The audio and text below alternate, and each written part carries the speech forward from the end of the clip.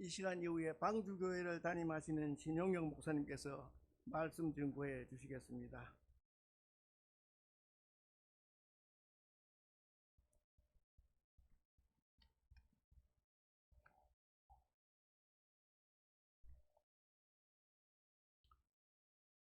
우리가 어떤 사람을 이제 연상할 때 떠오르는 이미지나 또 단어가 있습니다. 돈은 참 많은데 인색한 사람, 누가 저는 개인적으로 떠올라요. 또 법 없이도 살 수 있는 착하고 선한 분. 또 제가 아는 한 권사님은 저뿐만 아니라 누구든 그 권사님에 관하여 이야기하거나 언급할 때 이렇게들 늘 이야기합니다. 기도 많이 하시는 권사님, 평생을 새벽 제단 지키시던 권사님, 이렇게 한 분이 제가 생각하면 특정 지어지는 한 이미지가 있습니다. 저도 설교를 준비하면서 한 생각해 보았습니다. 나를 아는 사람들이, 나의 가족, 친척, 친구, 교인들이 나를 언급하게 되거나 이렇게 생각하게 될 때 떠오르는 이미지가 혹은 떠오르는 단어가 무엇일까 하고 한번 생각해 보는 겁니다. 그래서 최근에 어떤 분이 저한테 했던 말이 생각이 나요. 저보고 이러더라고요. 목사님은 참 아무거나 잘 드세요. 무엇이나 잘 드세요. 그래서 이런 생각이 드는 거예요. 그 집사님은 저를 생각할 때 아마 아무거나 잘 먹는 목사님 이렇게 생각이 들지 않을까? 그런 생각을 해보았습니다. 성도님들은, 여러분들은 어떻습니까? 만약에 한번 가정해 보는 거예요. 나를 오랫동안 알았던 사람이 딱 나를 떠오르면 어떤 이미지 혹은 어떤 단어가 그 사람한테 연상이 될까 한번 생각해 보는 겁니다. 저는 개인적으로 저의 소원과 바람이 있다면 저를 기억하는 사람이 저를 이야기할 때 신용혁은 하나님의 사람이야 라고 저를 기억해주고 언급해줬으면 좋겠다라는 소원과 바람이 있습니다. 그러나 이것은 저만의 소원이 아니겠죠. 예수 그리스도를 믿어 구원 얻고 하나님의 자녀와 백성된 우리 모두의 소원이, 사람들이 누군가 나를 연상할 때 그 사람은 하나님께 속한 사람, 하나님이 함께 하시는 사람, 하나님의 도움으로 사는 사람, 하나님의 은혜로 지금까지 살고 있는 사람, 하나님을 사랑하려고 여전히 애쓰는 사람, 하나님의 사람으로 우리가 살아가기를 소원해야 할 것입니다. 그러나 우리는 우리 자신을 너무도 잘 압니다. 우리는 어떻게 생각하면 감히 내가 하나님의 사람이란 타이틀을 가지고 이 세상을 살아갈 수 있을까 할 때 아무도 난 그럴 수 있어라고 얘기할 수 있는 사람은 없을 것입니다. 왜냐하면 우린 너무도 연약하고 우린 너무도 부족한 것을 잘 알고 있기 때문입니다. 그런데 우리의 연약함과 부족함을 나만 잘 알고 있을까요?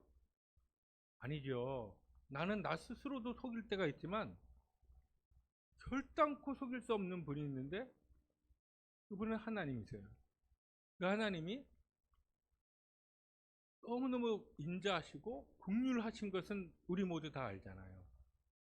그 하나님이 은혜 주시면 그 하나님께 저는 하나님의 사람으로 살고 싶습니다 하고 진심을 다하여 하나님께 부탁한다면, 기도한다면 우리는 하나님의 은혜로, 하나님의 도우심으로, 하나님의 사람으로 살아갈 수 있습니다. 오늘 주시는 말씀을 통해서 우리 모두가 다 나 하나님의 사람으로 사람답게 살아보겠다는 그런 새로운 결단이, 특별히 오늘 헌신 예배를 드리는 모세, 바울, 남전도 회원들에게 새롭게 강력하게 하나님이 은혜 주셔서 그런 새로운 결단이 있어지게 되기를 먼저 주님의 이름으로 축원드립니다.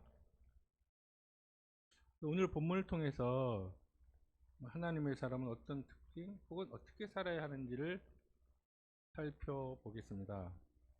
첫째, 하나님의 사람은 하나님 말씀에 순종하는 사람이 하나님의 사람입니다. 오늘 1절 말씀 보겠습니다. 보라, 그때 하나님의 사람이 여호와의 말씀으로 말미암아 유다에서부터 베델에 이르니 아침 여로보암이 제단 곁에 서서 분향하는지라. 여기서 보라 그때는 어떤 때냐면 이러한 때입니다.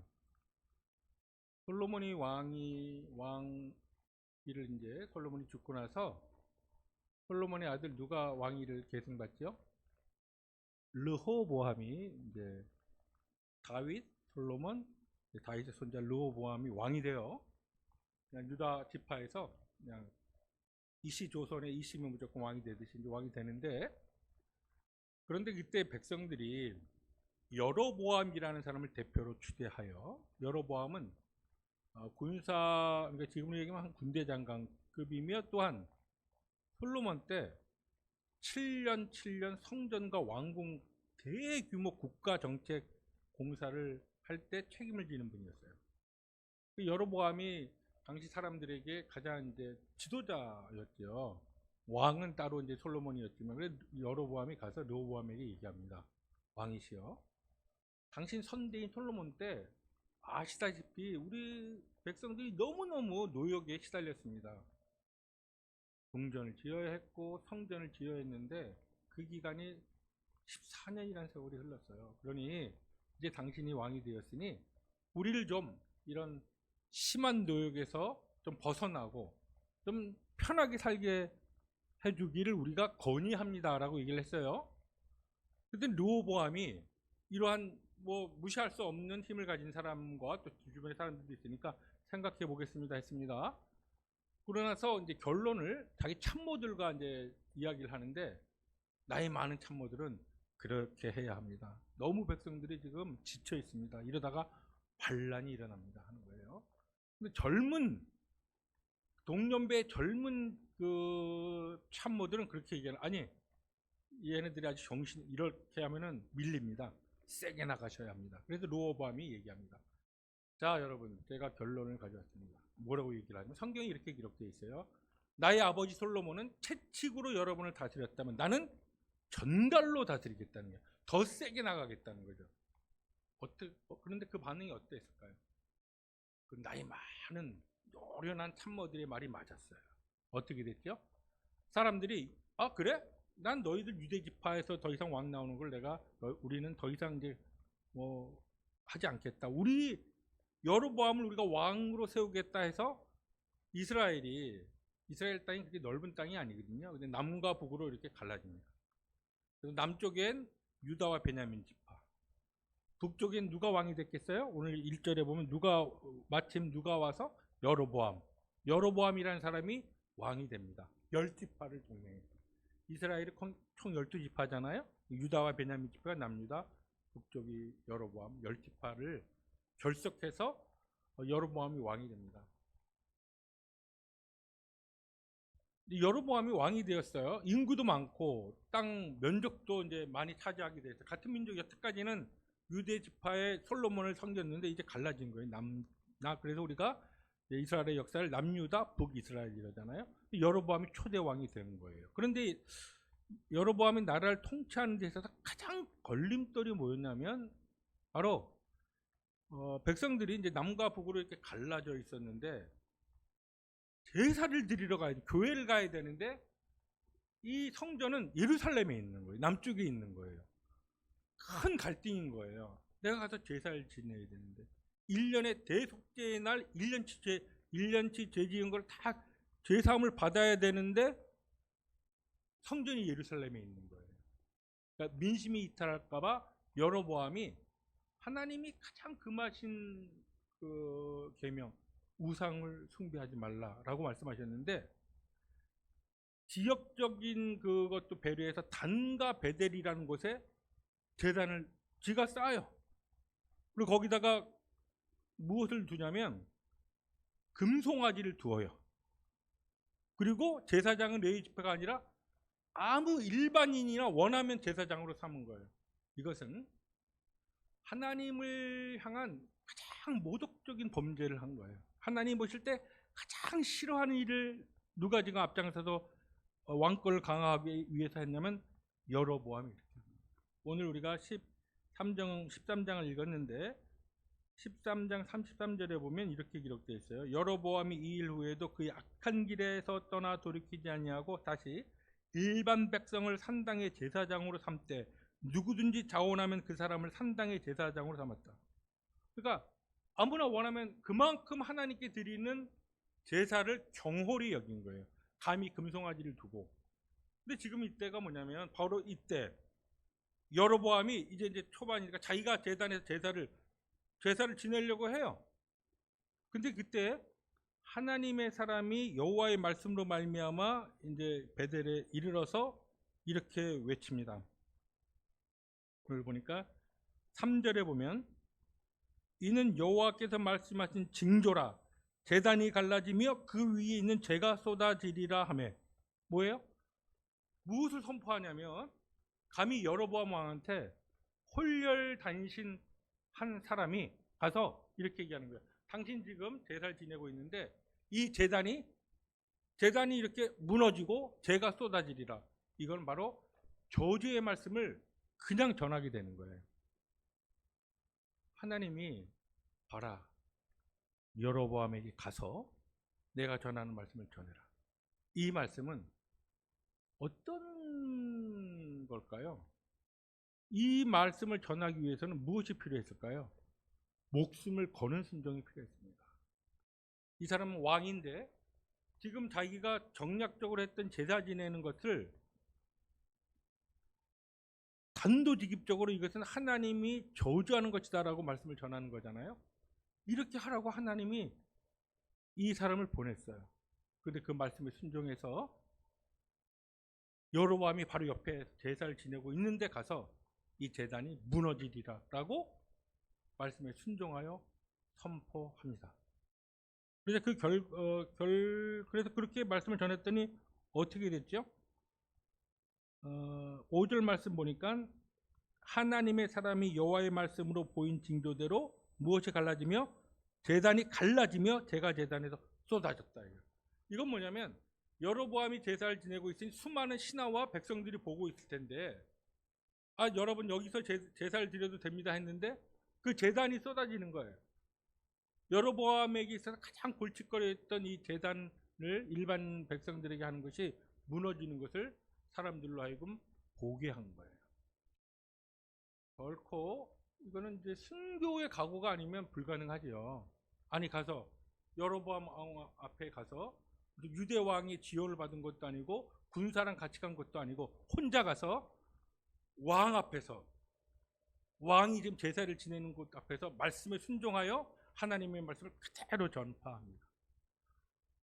바로 이 하나님 오늘 나오는 이 하나님의 사람이 하나님의 말씀에 순종하는 모습을 볼 수 있습니다. 우리는 그러면 이렇게 생각합니다. 지금 이런 상황 특수한 상황이지 우리가 목숨을 걸고 순종할 수 있는 그런 상황이 우리 가운데 있을까? 여러분 오늘 제가 이제 찬양을 이렇게 시작하기 전에 218장 널 미워 해치는 원수라도 언제나 너그럽게 사랑하고 널 핍박하는 자 위에서도 복을 빌라. 하나님이 이렇게 우리에게 사실 말씀하세요. 우리가 이런 말씀을 받을 때 순종할 수 있는 것, 목숨을 거는 것만큼 힘들지 않겠습니까? 그 사람 생각만 해도 가슴이 떨리고 그 사람 생각만 해도 잠이 안 오는 정말 원수 같은 사람이 있고 너무너무 힘든 사람이 있고 나한테 이렇게 피해를 주는 사람이 있는데 그 사람을 위해서 늘 사랑하고 그 사람을 위해서 복을 빌라고 성경은 말씀하고 있는데, 그러한 순종이 그렇게 다른 사람을 용서하는 것, 도리어 축복할 수 있는 것은 하나님 우리에게 그렇게 요구하시는데, 그 말씀대로 순종하기 위해서는 오늘 이 본문에 나온 사람처럼 목숨을 거는 그런 결단이 있지 아니하면 불가능하지 않겠습니까? 삶의 현장에서 거짓 대신 정직을 선택해야 할 때, 쾌락 대신 성결을 유지해야 할 때, 우리는 정말 이러한 때 하나님을 의식하고 내가 말씀대로 살아야지 하고 순종하려 할 때 결코 쉽지 않습니다. 제가 제 친구 얘기를 잠깐 하고자 합니다. 저에게 절친이죠. 45년 된 친구입니다. 그러니까 저에게 개인적으로 생각하면 어쩌면 저희 어머니보다, 돌아가신 어머니보다, 제 아내보다 저에 대해서 잘할 거라고 생각을 해요. 내 아내한테도 얘기하지 못했고 어머니도 모르는 일들은 이지만 이 친구하고는 다 아는 거예요. 45년 세월 동안에. 왜냐하면 그 중학교 때부터 이렇게 알았던 절친 중에 절친이죠. 저는 이런 표현을 해요. 호흡 같은 친구다라고 얘기합니다. 척 얼굴만 보면 아는 친구 있잖아요. 너무너무 잘 아는. 이 친구는 대학을 졸업하고 은행에 입사를 했어요. 은행원으로 너무 잘 어울리는 친구였습니다. 한 3년 전이에요. 근데 입사한 지 한 6개월 만에 만성 신부전증 받아요. 만성 신부전증. 그때는 그게 뭔지도 몰랐어요. 그래가지고 곧바로 투석을 하기 시작합니다. 여러분 주변에 혹시 이제 투석하시는 분 이렇게 좀 관해서 좀 아시는지 모르겠는데 일주일에 3번을 투석을 해야 하는 거예요. 한 번에 가면 3시간, 4시간씩 누워서 온몸의 피를 기계로 한번 다 돌려서 다시 집어넣는데 투석을 한번 하고 나면 한 1, 2kg가 빠져요. 근데 그것을 월수금, 화목도 빠지지 않고 해야 합니다. 만약 그걸 하루에도 빠지면 온몸에 붓기가 올라서 심각해지는 거거든요. 그때 이제 은행에 다니고 이제 곧 어머니가 이제 누가 좋은 선자리가 있다고 이제 사람을 만나려고 할 그 즈음이었어요. 근데 이제 투석을 하기 시작했어요. 직장을 그만두게 됐고요. 지금까지 투석을 합니다. 근데 7년 전에 한 7년 전에 이 신장 이식 수술을 받았어요. 그런데 뇌사자의 신장을 받아서 이식을 했거든요. 했는데 신장 투석하시는 분들이 소변을 보지 못합니다. 그래서 이 친구가 신장 이식 수술 하고 나서 저랑 같이 그 친구가 저도 그거 좋아하지만 교촌 치킨을 좋아해요. 그래서 꼭 교촌 치킨인들을 찾아가거든요. 그리고 교촌 치킨은 딴 데보다 홀도 좀 깨끗하고 교촌 치킨을 찾아가서 이제 콜라랑 하는데 늘 그 친구랑 보면 뭐가 생각이 나냐면 이렇게 얘기했다가 카페에 가서 있다가도 보면 늘 저만 화장실 왔다 갔다 하는 거예요. 이 친구는 이제 화장실 안 가니까. 그래서 어느 날은 이제 걔가 신장 이식 수술을 받고 같이 내가 가니까 또 쫓아오는 거 화장실에. 같이 옆에 서서 소변을 보는데 얼마나 감격스러운지 33년 만에 화장실을 가는 거예요. 제가 너무 기분이 좋더라고요. 그래서 막 뭐라고 농담을 했는데 잘 생각은 안 나요. 근데 문제는 이 받은 신장이 건강한 신장이 아닌 거예요. 그래서 일주일에 3번 하던 투석을 한 번 해야 되는 신장을 받은 거예요.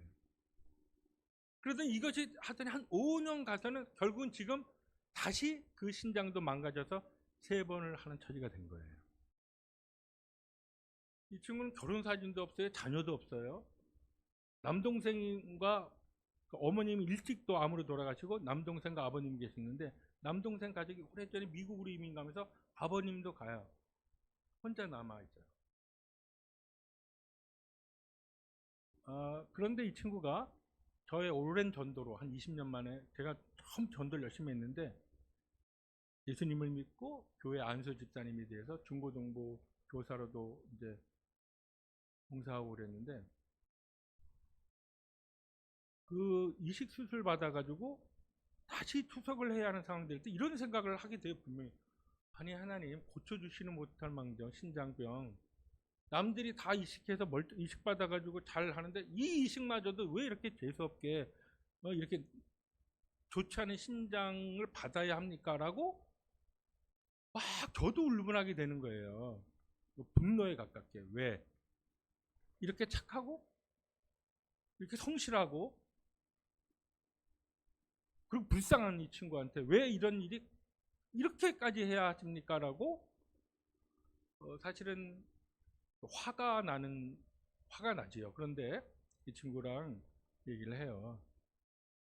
저는 하나님의 말씀에 순종한다라는 것이 도대체 무엇일까를 생각해 보면 사실은 매일의 삶에서 혹은 나의 지금 내가 예수를 믿는다는 것의 의미가 뭘까라고 생각할 때 이 내 친구의 삶을 보면 이 끝나지 않는 고난 그리고 지금은 그나마도 코로나 때 폐렴이 걸려가지고 간신히 살아났는데 한쪽 눈이 실명이고요. 한 100m도 제대로 너무 힘들어. 이제 완전 노인의 몸이 된 거예요. 누가 봐도 이미 노인이에요. 제가 목사 안수를 받을 때 이 친구가 왔거든요. 근데 어떤 분이 그러더라고요. 그 시골에서 오셨어요? 그 친척 아저씨? 내 친구인데 이미 투석을 하고 나서 얼굴이 이렇게 늙었거든요. 남이 볼 때는 친구를 안 보고 친척 아저씨 뻘로 볼 만큼 외관이 이렇게 늙습니다. 근데 지금은 정말 노인인 거예요. 평생을 생활이 아니라 생존을 하면서 살았어요. 직업이 없이. 그런데 제가 이 말씀을 드리는 거는 저랑 만나잖아요. 그러면 용료각으로 진호야 그러죠. 이러는 거예요. 하나님이 살아계심을 의심하지 않습니다. 그 친구는. 저도 그래요. 그래 진호야. 그래도 하나님이 살아계시지. 그래도 하나님의 경륜과 뜻이 있지. 그러다 어느 정도 제가 폐렴으로 얘가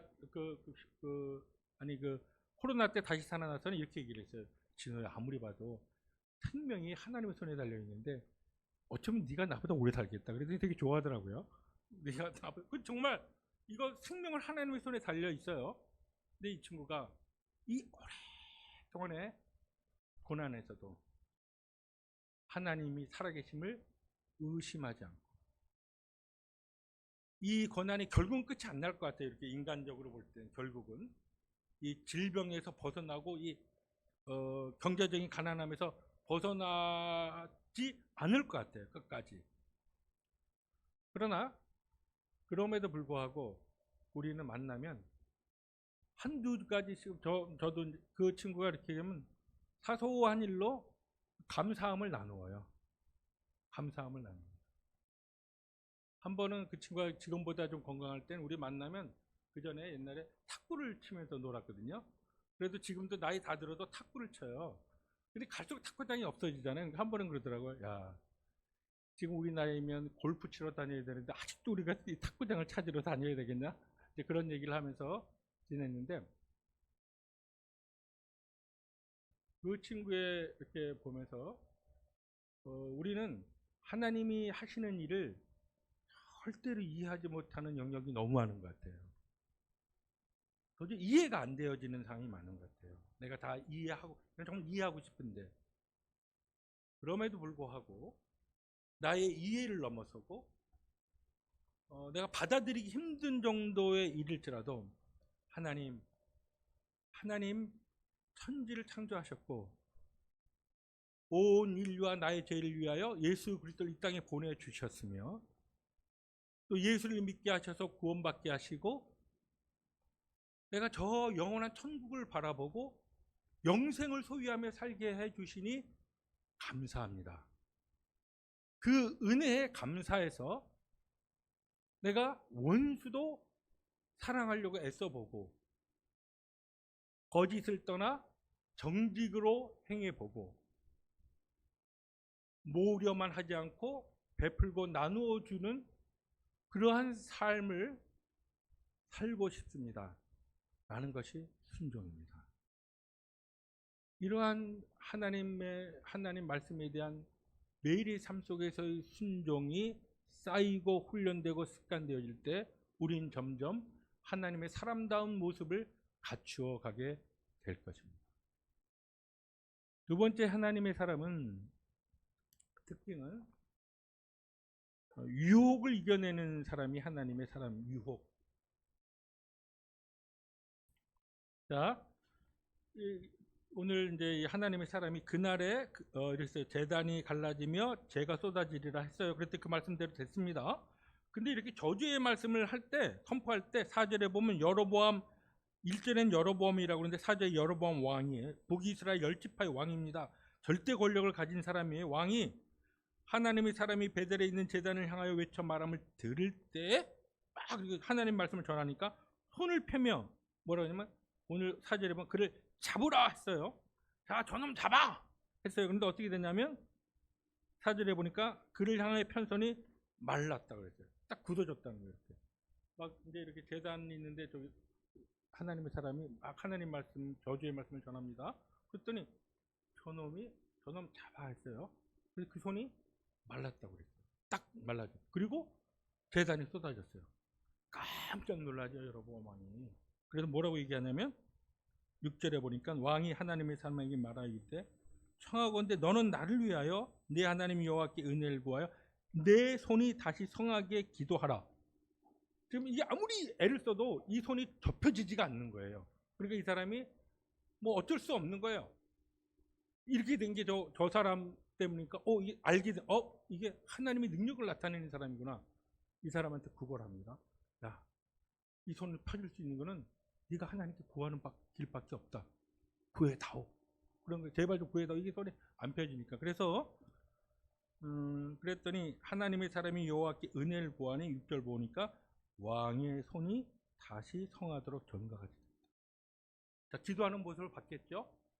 하나님, 저 왕이 간구하는데 저 손이 원래대로 하게 해주세요 했더니 손이 이제 다시 펴진 거, 다시 제대로 된 거예요. 그랬더니 왕이 이런 장면을 경험한 여로보암 왕이 어떤 생각이 들까요? 이러지 않겠습니까? 와, 얘는 진짜구나. 이 사람을 통해서 하나님의 놀라운 능력이 나타나는구나. 제단이 쏟아지고 내 팔이 자기가 경험을 했으니까요. 이거는 뭐 초자연적인 현상이잖아요. 손이 딱 굳어지는데 기도했더니 손이 펴지니까 이 사람은 보통 사람이 아니에요. 그래서 뭐라고 하냐면 이렇게 얘기합니다. 7절에 자, 내가 당신 우리 집에 오시오. 내가 예물을 드리겠어. 와서 같이 식사를 합시다. 우리가 오늘 이 본문에서 볼 때 보라 그때 하나님의 사람이라고 등장하는 이 하나님의 사람은 이름도 몰라요. 배경을 전혀 알 수가 없습니다. 가족이 누군지도 몰라요. 구체적으로 어디에 살았는지 모르고 나이도 모릅니다. 말 그대로 무명의 하나님의 사람이에요. 근데 이 사람이 무엇이 될 수 있는 기회가 있냐면 TV 프로그램도 그런 게 있더라고요. 무명 가수전. 이 무명의 하나님의 사람이 유명해질 수 있는 기회가 된 거예요. 왕이 예물을 주겠대요. 왕이 자기와 함께 식사를 하재요. 무명의 하나님의 사람이 온 북이스라엘에 소문이 날 만한 사람이 된 거예요. 능력 있는 목사가 될 수 있는 거예요. 막 부흥에 막 갈 수도 있는 거예요. 가는 곳마다 뭐 예물을 많이 받을 수 있는 그런 인생이 정말 누구나 좀 원하는 유명한 사람, 성공한 인생 살 수 있는 기회가 주어진 거예요. 하나님 말씀에 목숨을 다하고 순종했더니 이런 일이 벌어진 거예요. 우리는 누구나 다 유명해지고 싶고 사람들한테 인정받고 싶어 합니다. 하나님 말씀에 순종하여 하나님이 하시는 대로 순종했어요. 근데 그 다음에 우리에게 늘 이런 유혹이 다가옵니다. 지금은 이런 말씀을 안 하는데 제가 이제 옛날에는 이런 교회에서 이런 말 어른들이 이런 말 했던 거 기억나요. 그 부흥회 목사님들이 교회에서 성도들을 넘어뜨리는, 교회를 분열하는 가장 큰 마귀는 어떤 마귀다? 섭섭마귀다라는 얘기를 들은 적이 있어요. 섭섭마귀. 혹시 그런 얘기 못 하셨나요? 그러니까 나 교회에서 이만큼 헌신하는데, 내가 교회를 위해서 바친 세월이 얼만데 사람들이 인정해 주기를 원하는 욕구가 늘 있는 거예요. 내가 얼마나 중요한 사람인지를 증명하고 싶은 거예요. 내가 얼마나 믿음 좋게 교회를 위해서 헌신했는지를 사람들이 정말 좀 제대로 좀 알아봐 줬으면 좋겠는 거예요. 근데 성경 우리는 근데 이 사람은 어떻게 했을까요? 왕이 이렇게 자 우리 예물 주게 해서 집에서 식사를 같이 합시다 했는데 8절에 이렇게 하나님의 사람이 왕께 대답하되 왕께서 왕의 집 절반을 내게 준다 할지라도 나는 왕과 함께 들어가지 아니하고 떡도 물도 마시지 않겠습니다. 와, 얼마나 단호합니까? 유혹을, 이 큰 유혹을 감히 뭐라고 얘기했냐면, 당신이 나보고 예물로 유혹을 하는데 돈 웬만큼 돈 가지고는 되지도 않아. 집 절반의 소유를 나한테 준다 하더라도 나는 당신과 함께 가지 않고 당신과 함께 떡도 물도 마시지 않겠습니다. 유명해질 수 있는 이 무명의 하나님의 사람이 이 유혹을 말씀에 근거하여 단호하게 거절합니다. 그러니까 이 우리에게 늘 이렇게 우리를 늘 괴롭히는 욕구가 있으니 그게 어떤 욕구냐면 내가 얼마나 괜찮은 사람인가를 늘 보여주고 싶은 욕구예요. 교회에서는 내가 얼마나 믿음이 좋은 사람인가를 좀 인정받고 싶은 욕구예요. 그런데 이 사람은 그러한 기회를 잡을 수 있는 것을 이 유혹을 거절합니다. 왜 거절하냐면 하나님이 떡도 9절에 보면 여호와의 말씀이 내게 명령하여 이르시기를 떡도 먹지 말고 물도 마시지 말고 왔던 길로 되돌아가지 말라. 너 가면은 떡도 먹지 말고 물도 먹지 말라. 하였기에 내가 당신 왕의 이 초청을 거절합니다라고 이야기하고 있습니다.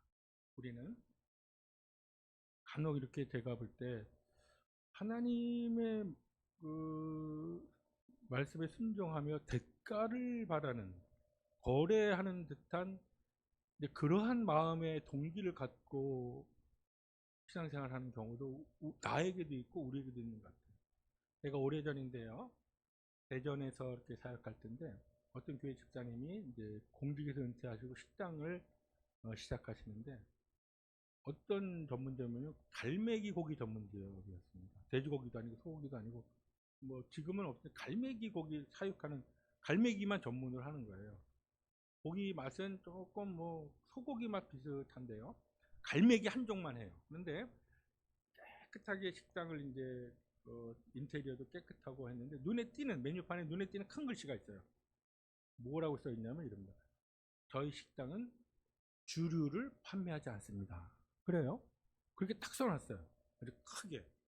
근데 생각해보면 고기 파는 집에서 우리가 흔히 그러잖아요. 어디 식당 가면 음료수, 술이 많이 남는다고 하는데, 그러면서 이분이 이제 어떤 얘기를 하냐면 이렇게 말씀하시는 거예요. 아, 내가 예수 믿는 교회 집사로서 이 술을 파는 이런 일은 내가 하고 싶지 않다고.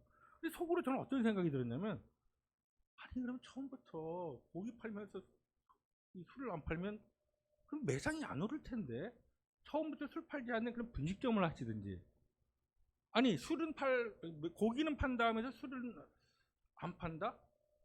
그런데 그분은 어떤 생각을 하냐면 이렇게 말씀하시는 거예요. 하나님이 이런 나의 이런 신앙적인 결단을 보시고 제가 고기는 팔지만 술은 안 팔아서 술을 파는 건 크리스찬으로 할 수 없다. 그런데 결과가 어떻게 됐을까요? 그 가게 오래 가지 못하더라고요. 그냥 손님이 없으니까 교육자들만 초대해서 밥 이렇게 식사를 하는데 할 때마다 손님이 없는 거예요. 제가 그때 들었던 생각, 이분은 저 술을 팔지 않습니다라고 했던 그 결단과 그 문구가 정말 하나님 앞에 신앙의 결단이었을까?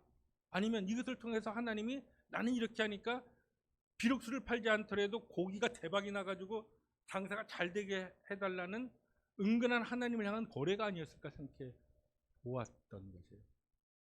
오늘 이 하나님의 사람은 이렇게 유혹을 정말 쉽지 않은 거죠. 그래서 생각해 보는 겁니다. 무명의 하나님의 사람. 우리 모두 다 사실 무명의 하나님의 사람들이잖아요. 이름 없이 빛도 없이 지금 우리에게 주어진 자리에서, 지금 바로 그 자리에서, 바로 지금 내 자리에서 이름 없이 빛도 없이 주어진 하나님의 일을 작은 일이든 큰 일이든 신실하게 감당하고 내 삶의 현장에서 하나님 사람다운 삶을 살아가는 것, 그것이 정말로 행복하고 가치 있고 성공한 인생이라는 것을 저는 감히 말씀드릴 수 있습니다. 마지막으로 하나님의 사람은 끝까지 순종하는 사람이 하나님의 사람입니다. 끝까지 순종. 그러면 이 사람은 결말이 어떻게 되었을까요? 오늘 24절을 보겠습니다.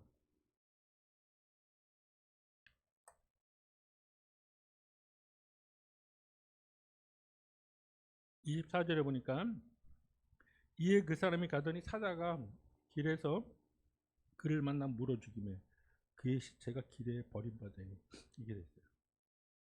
이 사람이 집에 돌아가는데 길에서 객사를 하는데 그냥 죽은 것도 아니고 강도에게 강도를 당한 것도 아니고 사자가 물어 죽여요. 사자가 물어 죽였다니 온몸이 갈기갈기 이렇게 몸이 제대로 되어 있지 않았겠죠. 그런데 그게 시체를 수습하는 사람도 없고 길에 버려졌어요.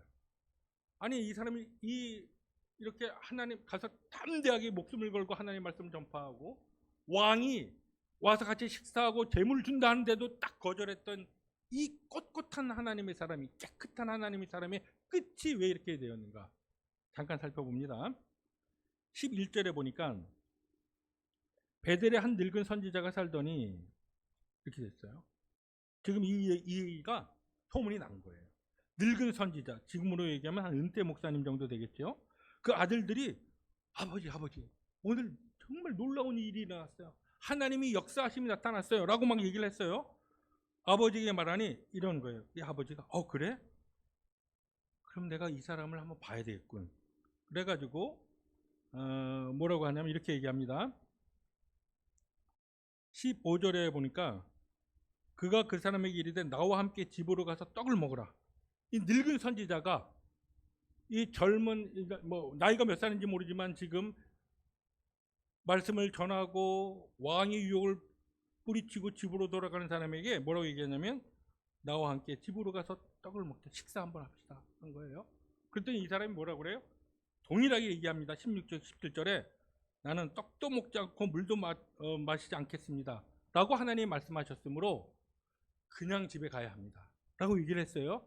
그런데 여기서 이해되지 않는 사건이 하나 발생합니다. 이 은퇴 목사님이 거짓말을 하는 거예요. 거짓말을 해. 뭐라고 거짓말하냐면 나도 사실은 교회 목사였는데 지금 은퇴했어. 근데 하나님의 천사가 와서 말을 했는데 당신 데려와서 식사 대접을 하라고 그랬어. 자, 보면 이렇게 돼 있어요. 18절에 보면 그가 그 사람에게 이르되 나도 그대와 같은 선지자라. 천사가 여호와의 말씀으로 내게 이르기를 그를 내 집으로 데리고 돌아가서 그에게 떡을 먹이고 물을 마시게 하라 하였느니라 하니 이는 그 사람을 속입니다. 아니 이 성경을 제가 이제 계속 좀 묵상해도 이 늙은 선지자가 구태여 거짓말까지 해가면서 이 사람을 자기 집에 들여서 떡을 먹이게 하려는 이유가 무엇이었을까 생각해 보는 거예요. 근데 이 사람이 거기서 긴장이 풀린 거예요. 그러니까 속였잖아요. 속임을 당한 거예요. 뭐라고 속였냐면 천사가 와서 얘기를 했으니 당신 이제는 우리 집에 와서 식사 한번 해도 돼. 거기에 넘어간 거예요. 그랬더니 그 결과 26절에 보면 여호와의 말씀을 어긴 하나님의 사람이다. 이렇게 정말 전반 우리가 이분을 이제 가서 말씀을 전하고 유혹을 거절하고 돌아가는 길인데 뭐라고 이분을 최종적으로 평가하냐면 하나님의 말씀을 어긴 하나님의 사람이다. 그 결과 돌아가는 길에 사자에게 물려 죽였다. 가만히 생각해 보면 우리가 이 정도 말씀을 어겼다고 죽임을 당하면 여기에 살아있는 사람이 아무도 없을 것입니다. 그런데 하나님이 이렇게 이 사건이 주는 교훈은 무엇일까를 곰곰이 생각해 보는 거예요.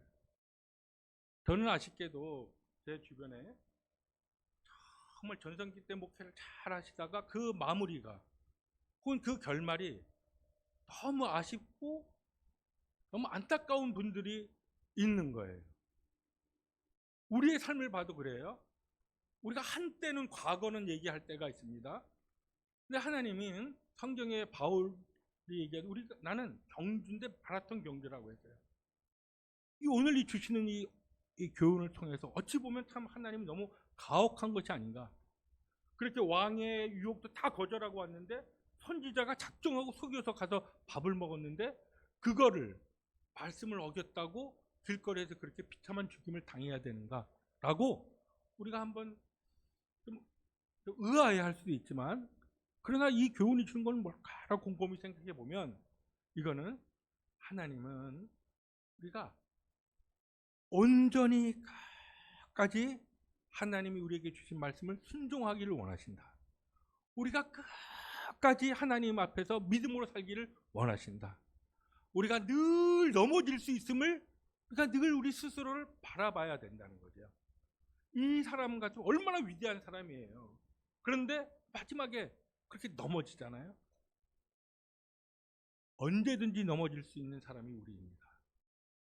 언제든지 넘어질 수 있는 사람이 우리인 걸 알고 끝까지 하나님 말씀에 순종해서 오늘 이 성경에 나오는 이름도 알 수 없는 배경도 알 수 없는 무명의 하나님의 사람, 하나님의 뜻을 이루는 하나님 나라를 확장해 가는데 놀랍게 쓰임받는 우리 비전제일교회 모든 성도님들과 또한 바울과 모세 남전도 회원들 되어지기를 주님의 이름으로 축원드립니다.